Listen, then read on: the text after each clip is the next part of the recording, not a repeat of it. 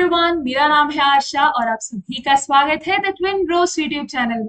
आज हम पढ़ने वाले हैं class 12 geography part B book India people and economy का फर्स्ट चैप्टर, जो कि है population, distribution, density, growth and composition. तो इस चैप्टर के बेसिक कॉन्सेप्ट्स को आपने वर्ल्ड पॉपुलेशन चैप्टर में पढ़ा होगा और इस चैप्टर में हम इंडिया के कंटेक्स्ट में सारी चीजें पढ़ेंगे, इंडिया की पॉपुलेशन ग्रोथ और डेमोग्राफिक कैरेक्टरिस्टिक्स के बारे में। तो बिना किसी देरी के चलिए शुरू करते हैं। So let's start the chapter with the question, what are the important components of a country? कई सारे components हैं, economy, trade, territory, government, population, etc. और इन सभी components में सबसे important है population, because people are the real wealth of a nation. ये human resources ही है जिनके पास ये knowledge, ये ability है कि वो बाकी resources को use कर पाए। So people are very important component of a country. और जब पॉपुलेशन की बात हो रही हो, चाइना और इंडिया को कैसे भूल सकते हैं? China world's most populous country और India world's second most populous country with a population of 1210 million according to 2011 census. India में लास्ट सेंसस 2011 में हुआ था और नेक्स्ट सेंसस होना था 2021 में, जो कि पैंडेमिक की वजह से नहीं हो पाया। और इस चैप्टर में जितना भी डेटा हम डिस्कस करेंगे वो 2011 सेंसस के बेसिस पे होगा। और ऐसा प्रेडिक्ट किया गया है कि नेक्स्ट ईयर 2023 में India will overtake China and with a population of 1.4 billion India will become world's most populous country. और हम देख सकते हैं कि इंडिया का जो पॉपुलेशन है वो नॉर्थ अमेरिका, साउथ अमेरिका और ऑस्ट्रेलिया, इन तीनों कॉन्टिनेंट्स को मिला के जितना पॉपुलेशन है उससे ज्यादा है। और पॉपुलेशन ग्रोथ जरूरी होता है, लेकिन अगर एक लिमिट को एक्सीड करके चला जाए तब प्रॉब्लम हम देख सकते हैं। और पहला प्रॉब्लम है रिसोर्स डिप्लीशन। बढ़ते पॉपुलेशन के बढ़ते डिमांड्स को मीट करने के लिए सफिशिएंट रिसोर्सेस हमारे पास नहीं है, क्योंकि रिसोर्सेस लिमिटेड होते हैं। फिर कई सारे एनवायरमेंटल इश्यूज और सोशो इकोनॉमिक प्रॉब्लम्स भी हम देख सकते हैं। इंक्रीजिंग पॉपुलेशन और लो पर कैपिटा इनकम की वजह से पोवर्टी होता है। फिर increasing population also leads to unemployment, जिससे कई सारे सोशल इश्यूज होते हैं, मेनली तब जब लोग एंटी सोशल एक्टिविटीज में इंडल्ज कर रहे हैं। लेकिन इस चैप्टर में हम ये सब नहीं पढ़ेंगे, हम डिस्कस करेंगे pattern of population distribution, population density, फिर ग्रोथ और पॉपुलेशन कंपोजिशन के बारे में। Next, sources of population data. So population data का मेन सोर्स होता है सेंसस ऑपरेशन। सेंसस एक तरह का सर्वे है जिसकी मदद से हमें ये पता चलता है कि एक रीजन में पॉपुलेशन कितना है, मेल पॉपुलेशन, फीमेल पॉपुलेशन, फिर work force, literacy rate, religious composition, linguistic composition, place of residence, migration rates, इन सभी चीजों के बारे में सेंसस से हमें इंफॉर्मेशन मिलता है। और इंडिया में census operation is held every 10 years. और इंडिया में पहला सेंसस हुआ था 1872 में, लेकिन ये एक कंप्लीट सेंसस नहीं था, हर एक एस्पेक्ट को इस सेंसस में इंक्लूड नहीं किया था। फिर फर्स्ट कंप्लीट सेंसस कंडक्ट किया 1881 में, और इस सेंसस में पॉपुलेशन के हर एक एस्पेक्ट को इंक्लूड किया। Next topic, distribution of population. इससे एक डायरेक्ट क्वेश्चन आता है, define the term population distribution. So population distribution means कैसे पॉपुलेशन को एक जगह में अरेंज किया है या फिर डिस्ट्रीब्यूट किया है। Simply how population is spaced in an area. और इससे हमें स्पेशल डिस्ट्रीब्यूशन पैटर्न्स के बारे में पता चलता है। और अगर हम इंडिया का पैटर्न देखें पॉपुलेशन डिस्ट्रीब्यूशन का, तो हमें पता चलता है कि हाईली अनइवन है। कुछ ऐसे स्टेट्स होते हैं जहाँ पे पॉपुलेशन बहुत ही हाई है और कुछ ऐसे स्टेट जहाँ पे पॉपुलेशन बहुत ही लो। एग्जाम्पल से समझते हैं, उत्तर प्रदेश, महाराष्ट्र और बिहार जैसे स्टेट्स में पॉपुलेशन बहुत ही हाई है, जम्मू कश्मीर और उत्तराखंड जैसे स्टेट्स में पॉपुलेशन बहुत ही लो। तो हम ये डिफरेंस देख सकते हैं और इससे पता चलता है कि इंडिया का जो पैटर्न है पॉपुलेशन डिस्ट्रीब्यूशन का, हाईली अनइवन है। और इंडिया के 10 मोस्ट पॉपुलर स्टेट्स हैं यूपी, महाराष्ट्र, बिहार, वेस्ट बंगाल, आंध्र प्रदेश, तमिलनाडु, मध्य प्रदेश, राजस्थान, कर्नाटका और गुजरात। और इन 10 स्टेट्स में इंडिया के 76% लोग इन्हीं 10 स्टेट्स में रहते हैं। और दूसरी साइड हम देख सकते हैं कुछ ऐसे स्टेट्स हैं जो एरिया वाइज बड़े स्टेट्स हैं लेकिन पॉपुलेशन बहुत कम है। एग्जाम्पल जम्मू कश्मीर, अरुणाचल प्रदेश और उत्तराखंड। अब ऐसा क्यों हो रहा है कि हम इतना अनइवन पैटर्न देख सकते हैं? ये जो हो रहा है अनइवन पैटर्न, ये कुछ फैक्टर्स पे डिपेंड करता है। So now will study the factors influencing population distribution. और ये फैक्टर्स हैं फिजिकल फैक्टर्स जो कि नेचुरल होते हैं, ह्यूमन बीइंग्स इन फैक्टर्स को कंट्रोल नहीं कर सकते। फिर सोशो इकोनॉमिक फैक्टर्स और historical factors. First will study the physical factors. So पहला है climate. Human beings prefer to live in those areas which have pleasant climatic condition. हम उन एरियाज में नहीं रहेंगे जहाँ पे एक्सट्रीमली हॉट या फिर कोल्ड वेदर हो। हॉट या कोल्ड डेजर्ट में भी हम रहना नहीं चाहेंगे। और ऐसे एरिया जहाँ पे एक्सट्रीमली हाई रेनफॉल हो और फिर बहुत ही लो रेनफॉल हो, जिससे ड्रॉट का सिचुएशन हो, वहां पे भी हम नहीं रहना चाहेंगे। हम उसी जगह में रहेंगे जहाँ पे प्लेजेंट क्लाइमेट हो, हार्श क्लाइमेट बिल्कुल भी ना हो। फिर टेरेन, हम उन एरियाज में रहना प्रेफर करेंगे जहां पे फ्लैट प्लेन हो, जो agriculture, industrial activities, transportation networks को सपोर्ट करे। माउंटेनियस हिली एरियाज और डेजर्ट एरियाज में हम रहना नहीं चाहेंगे। नेक्स्ट, अवेलेबिलिटी ऑफ वाटर भी एक फिजिकल फैक्टर है। हम इस एग्जाम्पल से समझ सकते हैं इसे। जो एंशियंट सिविलाइजेशंस है वो भी रिवर प्लेन्स के आसपास ही फ्लरिश हुए हैं।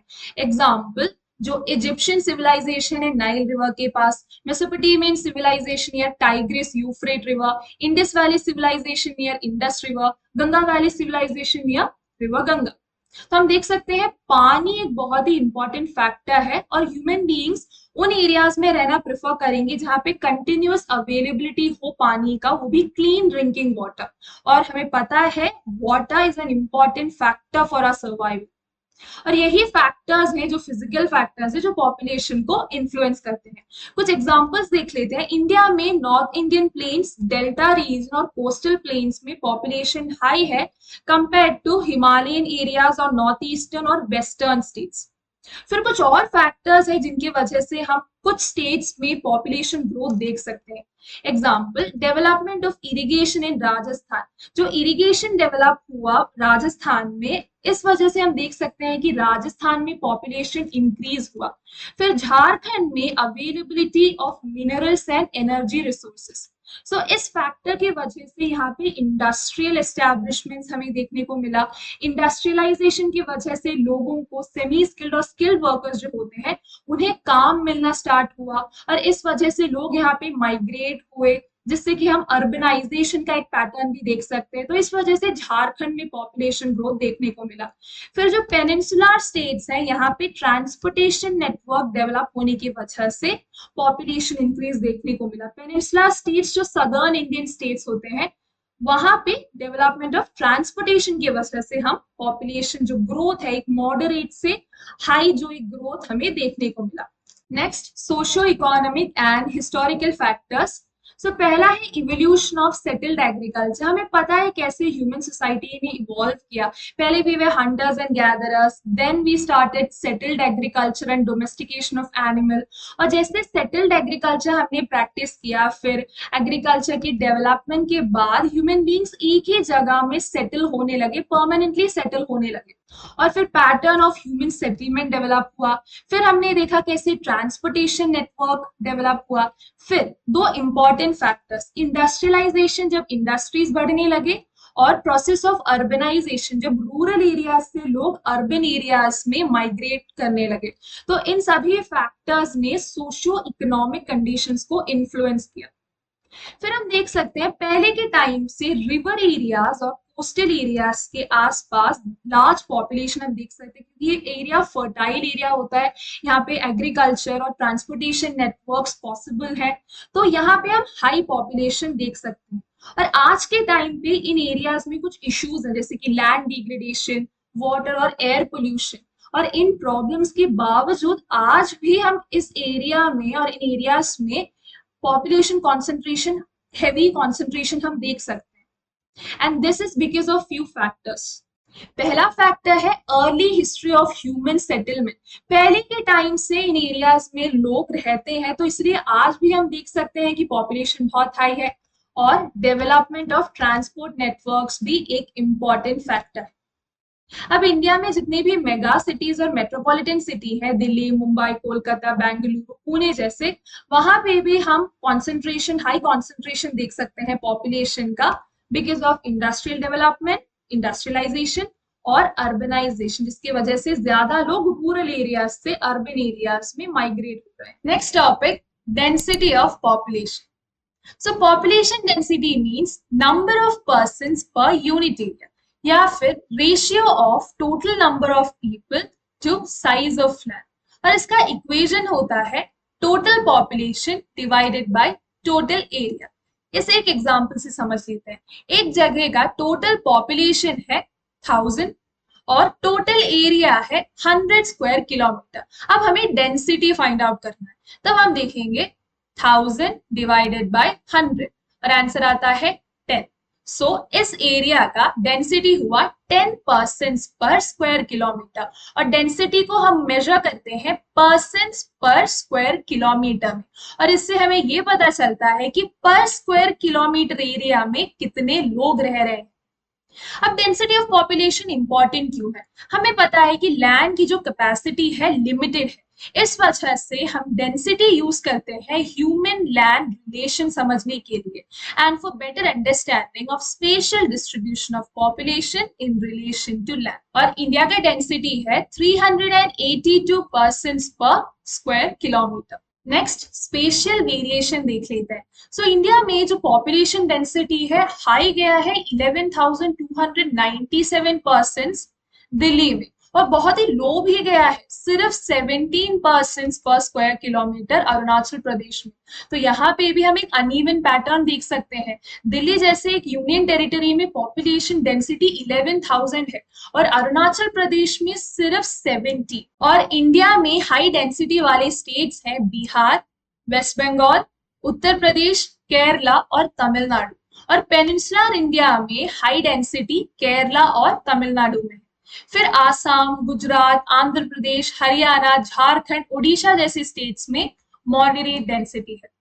फिर हम देख सकते हैं कि hill states of Himalayan region, फिर जो नॉर्थ ईस्टर्न स्टेट्स हैं आसाम को छोड़ के, यहाँ पे जो पॉपुलेशन डेंसिटी है बहुत लो है, और हमने अभी पढ़ा कि आसाम में मॉडरेट डेंसिटी है।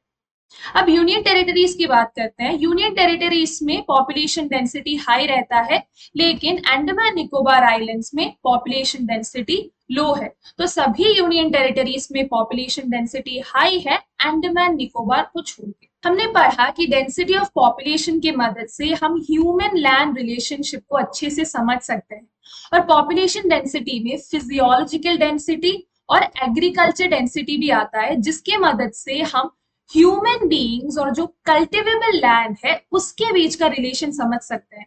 जो इंक्रीजिंग पॉपुलेशन है वो कल्टिवेबल लैंड पे कितना प्रेशर बना रहा है, हम ये भी समझ सकते हैं। और ये इंडिया जैसे कंट्री के लिए बहुत ही जरूरी है, क्योंकि हमारे वर्किंग पॉपुलेशन में 50% से ज्यादा लोग एग्रीकल्चर सेक्टर में। Next is physiological density. Physiological density means total population divided by net cultivated area. Net cultivated area arable land होता है, यानी कि जो एरिया कल्टिवेट हो सकता है वो land. So physiological density means total population divided by net cultivated area. Next, agriculture density, total agricultural population divided by net cultivable area. यहाँ पे टोटल पॉपुलेशन है और यहाँ पे total agricultural population. Agriculture population means farmers, agriculture labourers और उनके family members. और आप यहाँ पे एक बहुत ही इंपॉर्टेंट क्वेश्चन देख सकते हैं, distinguish between population density, physiological density और agricultural density. Next, growth of population. तो पहले डेफिनेशन देख लीजिए। Growth of population means change in the number of people living in a particular area between 2 points of time. और इसे हम एक example से समझते हैं। So पहला हमारे पास एक पीरियड है 2011 और दूसरा है 2021। 2011 में पॉपुलेशन था 100 और 2021 में हमने एक इंक्रीज देखा टू 200, यानी कि 100 लोग और ऐड हुए, तो वो एक पॉजिटिव ग्रोथ हो गया। अब एक और सिनेरियो देख लेते हैं। 2011 में पॉपुलेशन था 100 और 2021 में 50। अब हमने देखा कि 50 लोग कम हो गए, तो एक नेगेटिव ग्रोथ हमने देखा। सो जो ग्रोथ ऑफ पॉपुलेशन है वो दो पॉइंट के बीच में कितना चेंज हो रहा है, और वो जो चेंज है वो पॉजिटिव भी हो सकता है और नेगेटिव भी हो सकता है। सो एक पर्टिकुलर एरिया में दो पॉइंट्स के बीच में पॉपुलेशन में क्या चेंज हो रहा है, and this is growth of population. और इस ग्रोथ ऑफ पॉपुलेशन को हम एब्सोल्यूट नंबर्स में एक्सप्रेस कर सकते हैं, जैसे मैंने अभी आपको एग्जांपल दिया, और हम इसे परसेंटेज में भी एक्सप्रेस कर सकते हैं। और पॉपुलेशन ग्रोथ के दो कंपोनेंट्स हैं, पहला तो है नेचुरल, दूसरा है induced. Natural growth is influenced by birth rate and death rate, natural factor है। और induced component is influenced by migration, in migration और आउट माइग्रेशन। नेक्स्ट, इंडिया में डिकेडल ग्रोथ रेट और एनुअल ग्रोथ रेट बहुत ही high रहता है। Decadal growth rate हमें नाम से पता चलता है, एक डिकेड में यानी कि 10 इयर्स के टाइम स्पैन में जो पॉपुलेशन चेंज होता है, जो ग्रोथ होता है, वो होता है डिकेडल ग्रोथ रेट। फिर आता है एनुअल ग्रोथ रेट, जो हर साल जो ग्रोथ रेट हम देखते हैं। तो इंडिया का एनुअल ग्रोथ रेट है 1.64%। Next, population doubling time. So population doubling time means the time taken by a population to double itself. अब 1 मिलियन से 2 मिलियन, 2 मिलियन से 4 मिलियन, 4 मिलियन से 8 मिलियन, यानी कि पॉपुलेशन को अपने आप को डबल करने में कितना टाइम लगता है, वो टाइम हम मेजर करते हैं पॉपुलेशन डबलिंग टाइम की मदद से। अब जो इंडिया में जो ग्रोथ रेट है पॉपुलेशन का हाई रहता है, लेकिन हम कुछ चेंजेस देख सकते हैं 1901 से प्रेजेंट टाइम तक पॉपुलेशन ग्रोथ रेट कैसे चेंज हुआ। इन सभी चेंजेस को हमने 4 फेजेस में सम अप किया है, अब हम वो पढ़ेंगे। So phase one was from 1901 to 1921, और ये था पीरियड स्टैग्नेंट और स्टेशनरी फेज ऑफ ग्रोथ का, क्योंकि इस पीरियड में ग्रोथ रेट बहुत ही लो था, and this was because of high birth rate and high death rate. Fertility rate भी हाई था और मोर्टालिटी रेट भी बहुत हाई था। और मोर्टालिटी रेट हाई था because of poor health and medical services, जो सैनिटेशन फैसिलिटीज था बहुत ही पुअर था, लोगों के पास clean drinking water, nutritious food का एक्सेस नहीं था, मैल न्यूट्रिशन एक क्रूशियल प्रॉब्लम था, इलिटरेसी रेट हाई था, फिर inefficient distribution system of food. इन सभी इश्यूज की वजह से बर्थ रेट भी बहुत हाई था और डेथ रेट भी हाई था, जिस वजह से हमने नेगेटिव ग्रोथ रेट देखा 1911 टू 1921 के डिकेड में। फिर ये जो पूरा फेज था स्टैग्नेंट और एक स्टेशनरी फेज था, क्योंकि पॉपुलेशन ग्रोथ बहुत ही लो था और ऐसा कोई इंक्रीज भी देखने को नहीं मिला population. Next, phase two 1921 to 1951, और ये था स्टेडी पॉपुलेशन ग्रोथ रेट का पीरियड। और इस पीरियड में हम देख सकते हैं कि मोर्टेलिटी रेट लो था और फर्टिलिटी रेट धीरे धीरे इंप्रूव करने लगा, डेथ रेट लो हो गया और बर्थ रेट इंप्रूव करने लगा, and this was possible because of improvement in health and sanitation facilities. फिर ट्रांसपोर्टेशन और कम्युनिकेशन फैसिलिटीज इंप्रूव हुए, फिर पब्लिक डिस्ट्रीब्यूशन सिस्टम भी इंप्रूव हुआ, जिसकी मदद से लोगों के पास न्यूट्रिशियस फूड का एक्सेस था। और ये जो पीरियड था 1921 टू 51, इस पीरियड में हमने ग्रेट इकोनॉमिक डिप्रेशन और वर्ल्ड वॉर 2 भी विटनेस किया, और इस पीरियड में एक स्टेडी ग्रोथ रेट मेंटेन कर पाना इंडिया के लिए बहुत ही इंप्रेसिव बात है। Next, phase 3। So phase 3 was from 1951 to 1981, and this was a period of population explosion. इस पीरियड में पॉपुलेशन तेजी से बढ़ने लगा बिकॉज मोर्टेलिटी रेट, जो डेथ रेट था, बहुत ही कम था और फर्टिलिटी रेट बहुत ही हाई था। इस वजह से हमने पॉपुलेशन एक्सप्लोजन को विटनेस किया। और इस पीरियड में जो एनुअल ग्रोथ रेट था वो था 2.2%, और आज एनुअल ग्रोथ रेट है 1.64%। और 1951 से 1981 में आप देख सकते हैं था 2.2%। आप कंपेयर करके देख सकते हैं कि 1951 से 81 के पीरियड में जो एनुअल ग्रोथ रेट था कितना हाई था। और इसी पीरियड में प्लानिंग कमीशन ने पहला 5 ईयर प्लान इंट्रोड्यूस किया था, 1951 में, जिसमें एग्रीकल्चर सेक्टर को ज्यादा इंपॉर्टेंस दिया था। सो प्लानिंग प्रोसेस की वजह से लोगों का जो स्टैंडर्ड ऑफ लिविंग था, क्वालिटी ऑफ लाइफ इंप्रूव हुआ।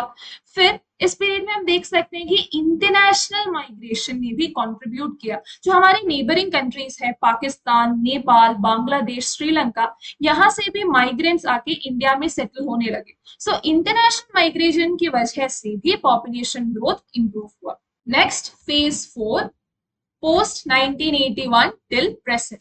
और इस पीरियड में हम देख सकते हैं इनिशियली तो ग्रोथ रेट बहुत हाई था, लेकिन धीरे धीरे ग्रोथ रेट कम होने लगा, और ये फेज है डिक्लाइनिंग ग्रोथ रेट का phase. And this was possible due to crude birth rate में जो डिक्लाइन हुआ। बर्थ रेट जब डिक्लाइन हुआ तब हमने देखा कि ग्रोथ रेट भी डिक्लाइन होने लगा। यहाँ पे क्वेश्चन देख सकते हैं, explain any two reasons for the declining trend in population growth rate. Population growth rate decline हुआ बर्थ रेट के डिक्लाइन होने की वजह से। अब हम देखेंगे कि बर्थ रेट क्यों डिक्लाइन हुआ। First reason was increase in mean age at marriage. जो एवरेज एज था शादी करने का वो इंक्रीज होने लगा, यानी कि लोग बहुत लेट शादी करने लगे।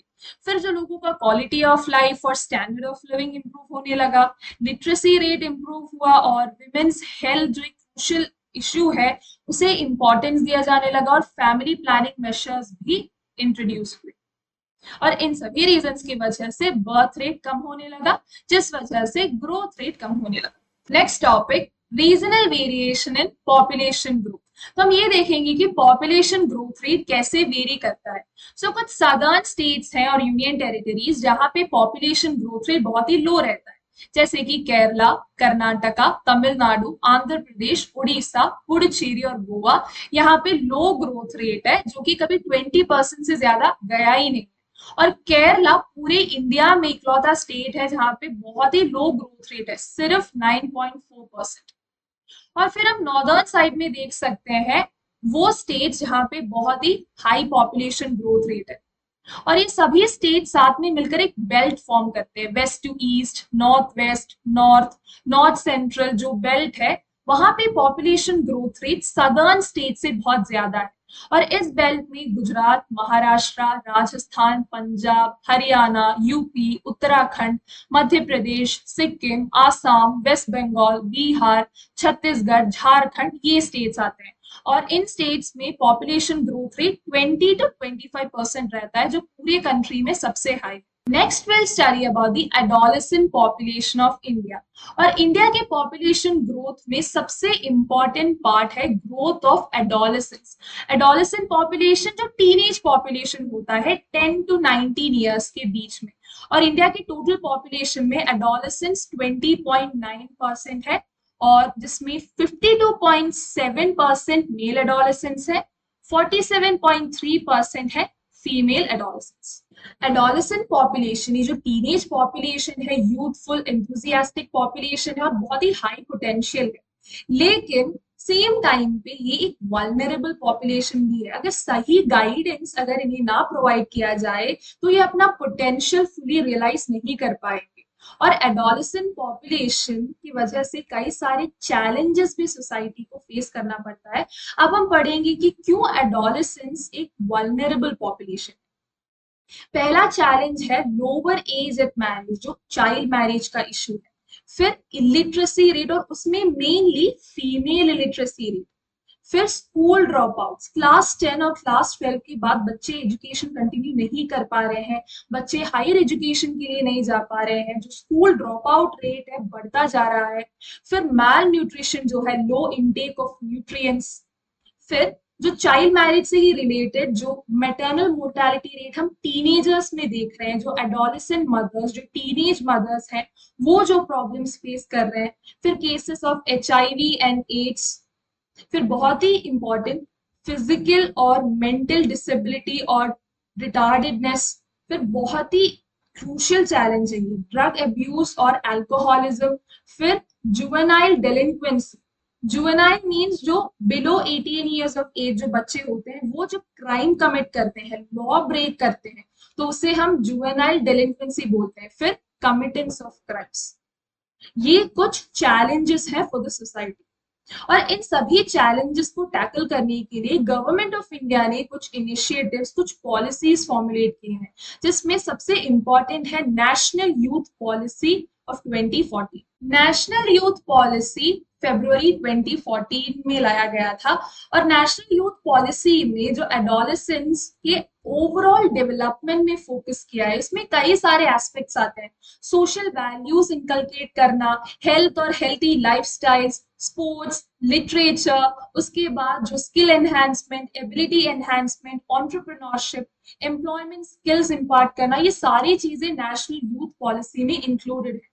और नेशनल यूथ पॉलिसी में यूथ वो है जो 15 से 29 इयर्स के एज ग्रुप में है।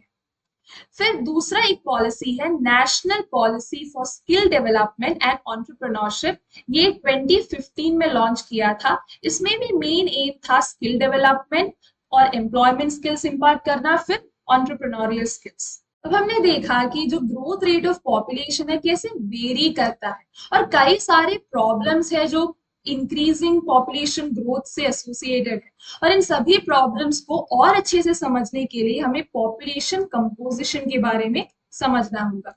सो next topic is population composition. Population composition में हम पढ़ेंगे age, sex, place of residence, ethnic characteristics, tribes, language, religion, marital status, literacy, education और ऑक्यूपेशनल कैरेक्टरिस्टिक्स। इतने सारे फीचर्स एक पॉपुलेशन के हम पॉपुलेशन कंपोजिशन में पढ़ेंगे। इस चैप्टर में पॉपुलेशन कंपोजिशन पार्ट में हम रूरल अर्बन कंपोजिशन, फिर लिंग्विस्टिक कंपोजिशन, रिलीजन और वर्किंग पॉपुलेशन के बारे में पढ़ेंगे। So first is rural urban composition. So rural urban composition में हम प्लेस ऑफ रेसिडेंस के बारे में पढ़ेंगे। पॉपुलेशन में कितने लोग रूरल एरियाज में रह रहे हैं और कितने लोग अर्बन एरियाज में रह रहे हैं, and this is an important indicator of social and economic characteristics. So rural areas के बारे में पहले पढ़ते हैं।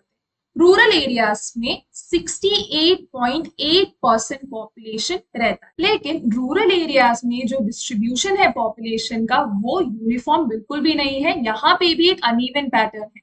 बिहार और सिक्किम में रूरल पॉपुलेशन बहुत ही ज्यादा है कंपेयर टू अर्बन पॉपुलेशन, और गोवा और महाराष्ट्र में अर्बन पॉपुलेशन ज्यादा है रूरल पॉपुलेशन से। फिर अगर यूनियन टेरिटरीज देखें तो दादरा नागर हवेली में रूरल पॉपुलेशन बहुत ही हाई है और बाकी सभी यूनियन टेरिटरीज में अर्बन पॉपुलेशन ज्यादा है। एक और एग्जांपल से समझते हैं। हिल states of north eastern India, फिर वेस्टर्न राजस्थान और रन ऑफ कच्छ में जितने भी विलेजेस हैं, वहां पे एक विलेज में सिर्फ 200 लोग रहते हैं। और दूसरी ओर हम देख सकते हैं केरला और महाराष्ट्र के विलेजेस में एक विलेज में 17,000 लोग रहते हैं। तो इसी से हमें पता चल जाता है जो अनइवन पैटर्न है। अब देख लेते हैं वो फैक्टर्स जो रूरल पॉपुलेशन को रेगुलेट करते हैं। पहला तो है अर्बनाइजेशन, और उसी से रिलेटेड है रूरल अर्बन माइग्रेशन, यानी कि जो अर्बन एरियाज में ज्यादा अपॉर्चुनिटीज है तो रूरल एरियाज से लोग अर्बन एरियाज में माइग्रेट करते हैं, and this is urbanisation, and this degree of urbanization regulates rural population. Next, urban areas. Urban areas में 31.16% लोग रहते हैं, जो कि रूरल एरियाज के कंपैरिजन में बहुत ही लो है, लेकिन हम ये देख सकते हैं कि बहुत ही तेजी से ये इंक्रीज कर रहा है, और रीजन है अर्बनाइजेशन और इंडस्ट्रियलाइजेशन। ज्यादा से ज्यादा लोग अर्बन एरियाज में माइग्रेट कर रहे हैं बिकॉज यहाँ पे अपॉर्चुनिटीज ज्यादा है और स्टैंडर्ड ऑफ लिविंग भी comparatively better. Next, linguistic composition. तो हमें पता है इंडिया में कई सारे लैंग्वेजेस बोले जाते हैं। India is a land of linguistic diversity, and according to mister Grierson India में 179 लैंग्वेजेस हैं, और इस लैंग्वेजेस के 544 डायलेक्ट्स है, यानी कि अलग अलग बोलियां हैं। और इंडियन कॉन्स्टिट्यूशन के 8th शेड्यूल में 22 लैंग्वेजेस को शेड्यूल्ड लैंग्वेजेस का दर्जा दिया गया है। और इंडिया में सबसे ज्यादा लोग हिंदी में बात करते हैं, तो हिंदी स्पीकर्स ज्यादा है, और संस्कृत, बोडो और मणिपुरी स्पीकर्स कम है। तो ये स्मॉलेस्ट लैंग्वेज ग्रुप है।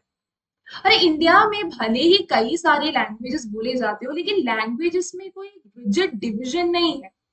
They do not have a sharp and distinct boundary. They gradually merge and overlap in their respective frontier zones. तो अब ये जो द्रविडियन लैंग्वेजेस हैं, मलयालम, तमिल, तेलुगु, कन्नड़ा और तुलु एक्सेट्रा, ये जो लैंग्वेजेस है सिमिलर वर्ड्स कभी कभार हम देख सकते हैं यूज किए गए हैं, तो ऐसा कोई रिजिड डिविजन नहीं है। Next, linguistic classifications. तो इन सभी मेजर लैंग्वेजेस को 4 फैमिलीज में डिवाइड किया है, और ये 4 फैमिलीज के सब फैमिलीज हैं, कुछ ब्रांचेस हैं, ग्रुप्स हैं और एरियाज हैं जहाँ पे ये लैंग्वेजेस यूज किए जाते हैं। ये 4 मेजर फैमिलीज हैं Austric, Dravidian, Sino Tibetan, Indo European.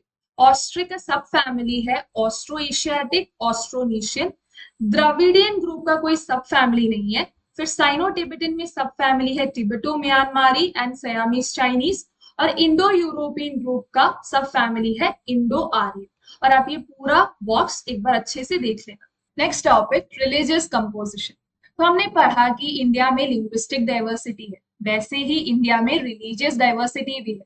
और रिलीजन हमारे लाइफ का एक इंटीग्रल पार्ट है, एक डोमिनेंट फोर्स है, because it influences our cultural, social, political and even our family and community lifes. इसीलिए पॉपुलेशन कंपोजिशन में हम रिलीजन को पढ़ते हैं। और इस टॉपिक में हम रिलीजियस ग्रुप्स, कुछ मेजर और कुछ माइनर ग्रुप्स के बारे में पढ़ेंगे। पहला ग्रुप है हिंदूज।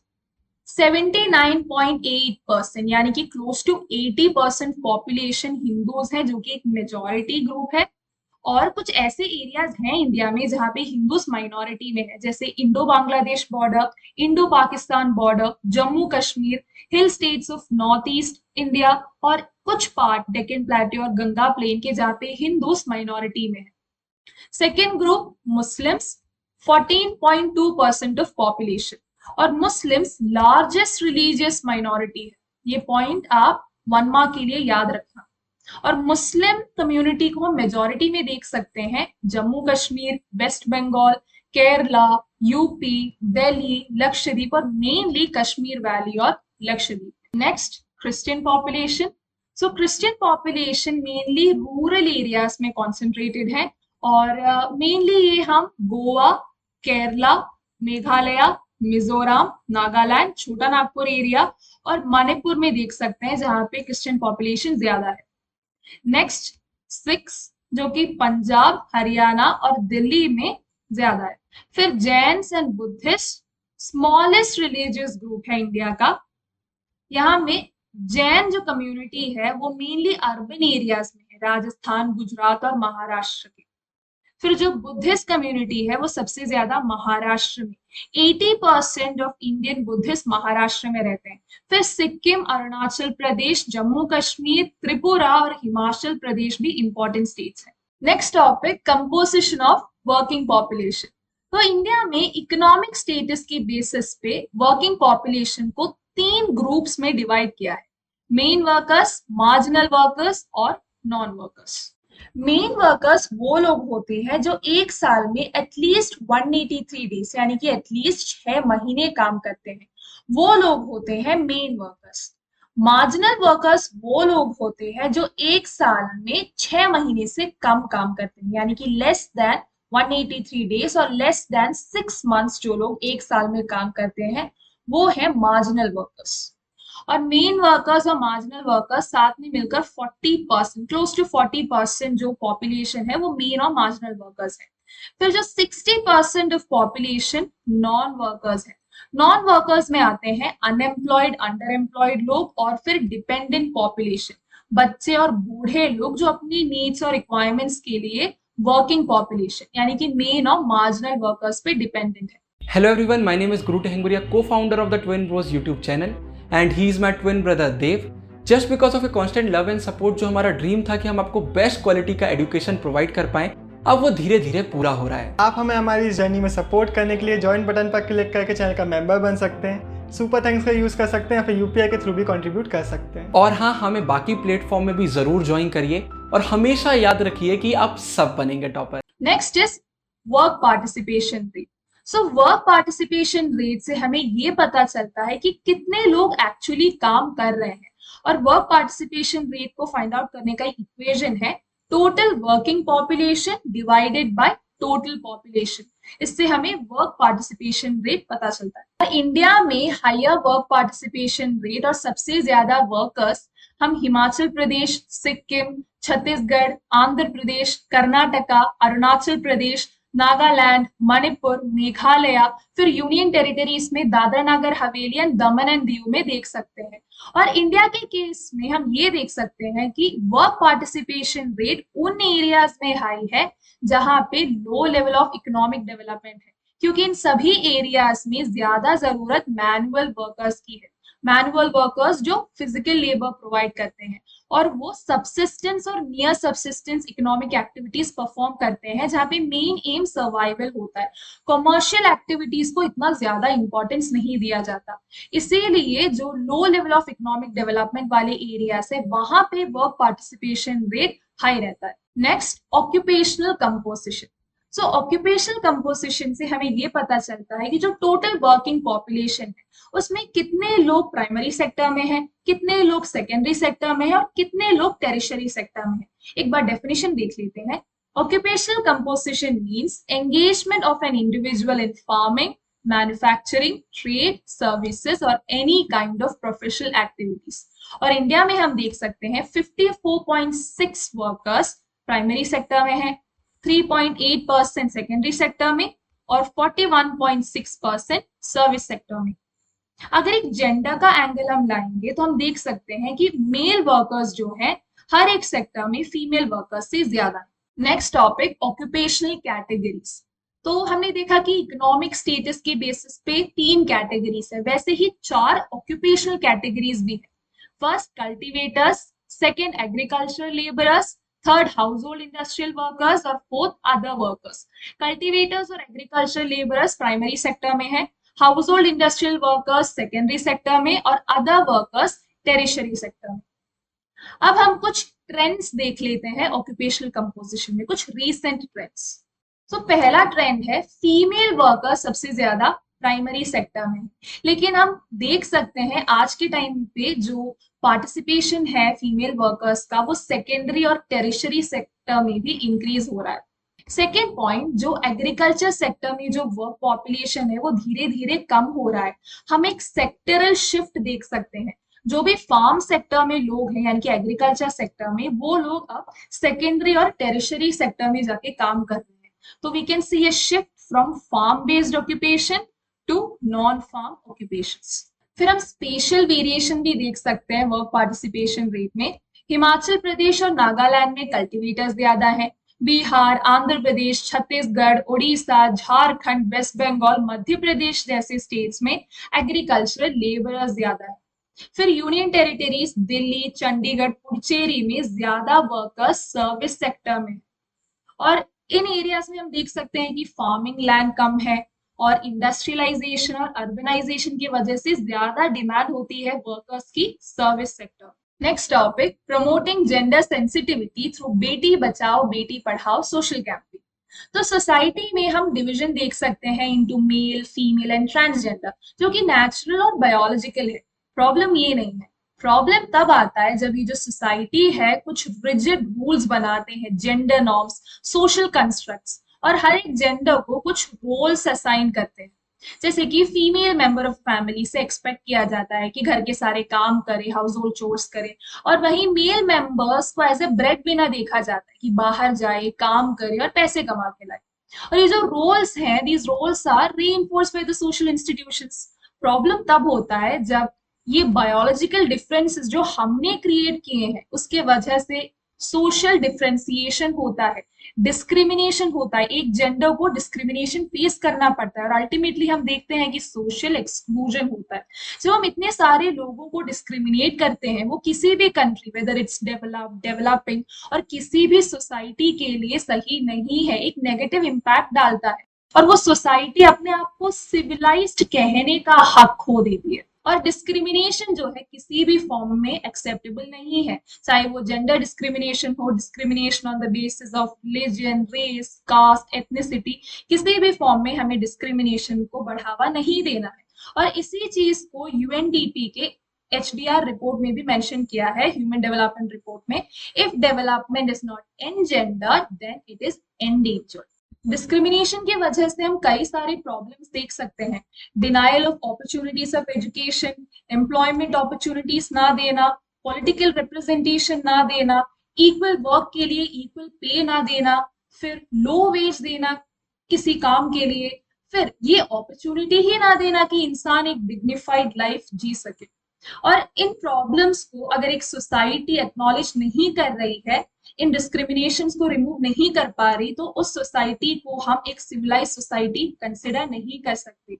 और इन सभी प्रॉब्लम्स को एड्रेस करने के लिए गवर्नमेंट ऑफ इंडिया ने बेटी बचाओ बेटी पढ़ाओ कैंपेन 2015 में लॉन्च किया, जिसका मेन एम है promoting gender sensitivity, gender inequality जो है उसे कम करना, and promoting girls education. So this was chapter 1 population. I really hope कि आपको अच्छे से समझ में आ गया होगा। कोई भी डाउट है तो आप कमेंट सेक्शन में पूछ सकते हैं। आप ट्विन ब्रोस का डिस्कॉर्ड और टेलीग्राम चैनल ज्वाइन कर सकते हैं ताकि आप भी ह्यूमैनिटीज की एक स्ट्रॉन्ग कम्युनिटी से कनेक्टेड रहें। जल्दी ही मिलेंगे नेक्स्ट चैप्टर के एक्सप्लेनेशन के साथ। बाय।